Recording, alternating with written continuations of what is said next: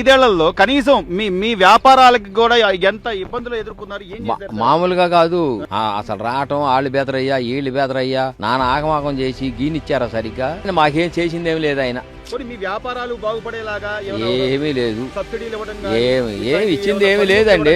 చంద్రబాబు నాయుడు గతంలో సైకిల్ ఇచ్చాడు, గొప్ప. అసలు మేము సైకిల్ కొనుక్కోలేము అప్పుడు. కొత్త సైకిల్ ఇచ్చాడు, బిందులు ఇచ్చాడు, మోకిచ్చాడు, కత్తులు ఇచ్చాడు, ఒక రగ్గు, బ్యాటర్ లైటు. నువ్వు అట్టాడిది ఇచ్చింది ఎక్కడా లేదు ఈ 5 సంవత్సరాల్లో మాకు. అదేమంటే నేను వాళ్ళకి ఇచ్చా, మీరు చూడండి. పెన్షన్ అనేది చంద్రబాబు నాయుడు ఇచ్చాడో గీత కార్మికులకి ఈయన ఇచ్చాడో చూడండి లిస్టు తిరగైతే తెలుస్తుంది.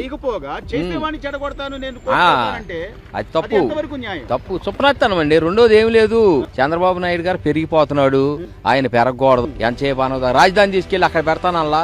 ఎట్టాటి ఆయన మాట్లాడేది అంతా ఒకటి కాదు, వ్యాపారమే కానీ మంచి వ్యాపారం చేయడే ఆయన. వాళ్ళు మనవాళ్ళే, గీత కార్మికులు అనే వాళ్ళు మానాలేదు తనాలేదు, కొంచెం తక్కువ స్థాయి